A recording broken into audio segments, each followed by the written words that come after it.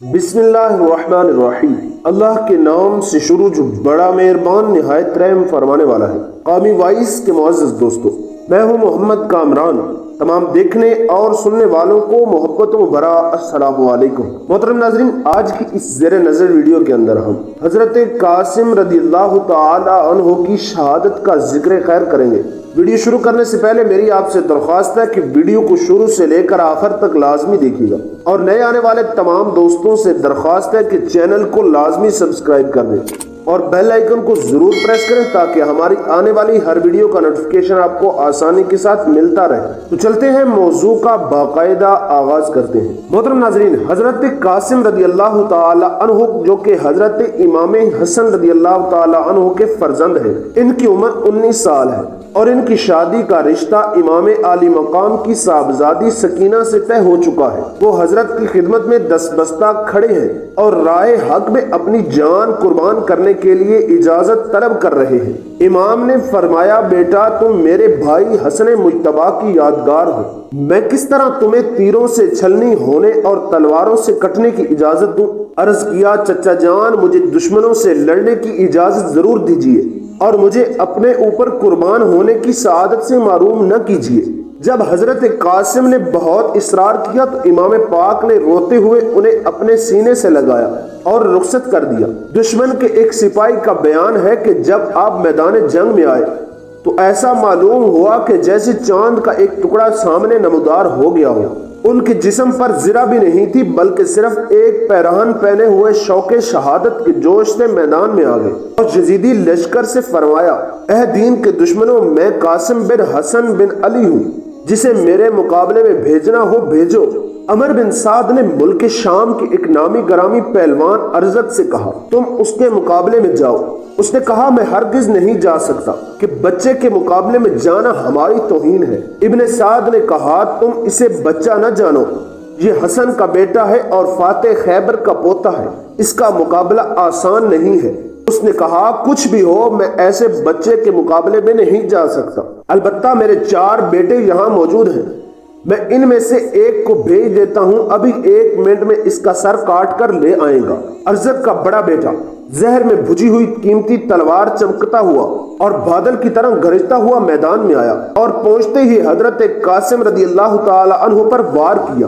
آپ نے اس کے وار سے بچ کر ایسی تلوار ماری کہ وہ ایک ہی تلوار میں ڈھیر ہو گیا۔ آپ نے لپک کر اس کی تلوار اٹھا لی۔ اب ارزق کا دوسرا بیٹا اپنے بھائی کو خاک و خون میں تڑپتا دیکھ کر غصے میں بھرا ہوا سامنے آیا۔ آپ نے پہلے ہی وار میں نیزہ مار کر اسے بھی جہنم میں پہنچا دیا۔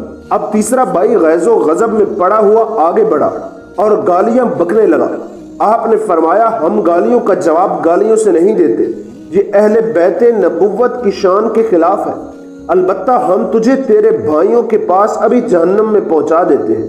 یہ کہتے ہوئے آپ نے اسے بھی کھیرے کی طرح کاٹ کر 2 ٹکڑے کر دیا۔ اب ارزق کا چوتھا بیٹا شیر کی طرح گرجتا ہوا حضرت قاسم رضی اللہ تعالی عنہ پر حملہ آور ہوا۔ آپ نے اس کے وار کو بیکار کر دیا اور اس کے کندھے پر تلوار کا ایسا وار کیا کہ وہ منہ کے بل زمین پر گر گیا اور پھر پوری طاقت کے ساتھ اٹھنا ہی چاہتا تھا کہ آپ نے اس کے سر کو جسم سے الگ کر دیا۔ جب ہاشمی بہادر نے چند منٹوں میں ارزق کے 4 بیٹوں کو موت کے گھاٹ اتارا، اس کے سارے غرور کو خاک میں ملا دیا، تو وہ غصے سے کانپنے لگا اور جن کے مقابلے میں آنا پہلے وہ اپنی توہین سمجھتا تھا، اب ان سے لڑنے کے لیے بے قرار ہو گیا۔ ہاتھی کی طرح چنگاڑتا ہوا، شیر کی طرح دھاڑتا ہوا میدان میں آ کر حضرت قاسم کو للکارا، لڑکے تیار ہو جاؤ، موت تمہارے سر پر آ گئی ہے۔ آپ نے فرمایا، ارزق ہوش کے ناخن لے، تو اوروں کے لیے طاقت کا پہاڑ ہوگا، ابھی تو نے ہاشمی بہادروں کو نہیں دیکھا، ہماری رگوں میں شیر خدا کا خون ہے، تو ہمارے نزدیک مکھی اور مچھر سے زیادہ حیثیت نہیں رکھتا۔ ارزق نے یہ تانا سن کر اور بھی آگ بگولا ہو گیا اور حضرت قاسم پر نیزے سے حملہ کر دیا۔ آپ نے اس کے وار کو بیکار کر دیا، پھر آپ نے بھی نیزے سے وار کیا جو خالی گیا۔ اس طرح دونوں طرف سے کچھ دیر نیزہ بازی ہوئی۔ اس کے بعد ارزق نے تلوار کھینچی تو آپ نے بھی تلوار نکالی۔ اس نے جب آپ کے ہاتھ میں اپنے بیٹے کی تلوار دیکھی تو کہا، یہ تلوار تو ہمارے لڑکے کی ہے، یہ تمہارے پاس کہاں سے آ گئی؟ آپ نے ہنس کر فرمایا، تیرا بیٹا مجھے یادگار کے طور پر یہ تلوار اس لیے دے گیا ہے تاکہ میں تجھے اس سے موت کی گھاٹ اتار کر تیرے بیٹوں کے پاس پہنچا دوں۔ یہ سن کر ارزق غصے سے بگڑ گیا اور پھر حضرت قاسم پر حملہ کرنا ہی چاہتا تھا، اور آپ نے الحرب خدعۃ کے پیش نظر فرمایا، ارزق ہم تو تجھے نہایت تجربہ کار اور بہادر سمجھتے تھے، لیکن تو نہایت اناڑی ہے، گھوڑے کی زین کسنے کا بھی سلیقہ نہیں رکھتا۔ آپ کے اس طرف فرمانے پر جب وہ جھک کر اپنے گھوڑے کی زین دیکھنے لگا تو اسی وقت آپ نے تلوار کا ایک ایسا بھرپور وار کیا کہ وہ دو ٹکڑے ہو کر زمین پر آ گیا۔ حضرت قاسم رضی اللہ تعالی عنہ ارزق کے گھوڑے پر سوار ہو گئے اور خیمے کی طرف آ کر حضرت امام حسین علیہ السلام کی خدمت میں عرض کیا کہ اے چچا جان، پیاس چچا جان، اگر ہمیں تھوڑا سا پانی پینے کو مل جائے ابھی ہم ان سب کو موت کے گھاٹ اتار دیں گے۔ امام علی مقام نے فرمایا، بیٹا تھوڑی دیر اور صبر کرو، ان قریب تم نانا جان کے مبارک ہاتھوں سے جام کوثر پی کر سیراب ہو جاؤ گے، اس کے بعد تمہیں کبھی پیاس نہیں ستائے گی۔ حضرت قاسم پھر میدان کی طرف پلٹ پڑے۔ ابن سعد نے کہا، اس نوجوان نے ہمارے کئی نامی گرامی جوانوں کو قتل کر دیا ہے، لہٰذا اب اس کے مقابلے میں تنہا نہ جاؤ، اسے چاروں طرف سے گھیر کر شہید کر دو۔ دشمنوں نے آپ کو چاروں طرف سے گھیر لیا اور لڑائی شروع ہو گئی۔ آپ کے جسم پر 27 زخم آئے۔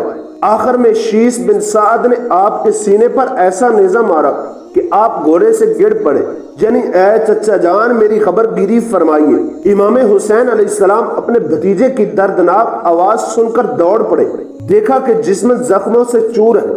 آپ نے ان کے سر کو گود میں لیا، چہرے انور سے گرد و غبار صاف کرنے لگے۔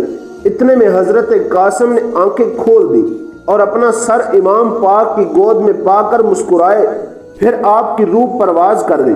اللہ کریم کی بارگاہ کے اندر التجا ہے، اللہ کریم اہل بیت اطہار کی ان قربانیوں کو اپنی بارگاہ میں شرف قبولیت عطا فرمائے اور ان کے صدقے ہمارے گناہوں کو معاف فرمائے۔ انہی الفاظ کے ساتھ اجازت چاہتے ہیں، ملتے ہیں ایک نئے موضوع کے ساتھ، تب تک کے لیے اللہ حافظ۔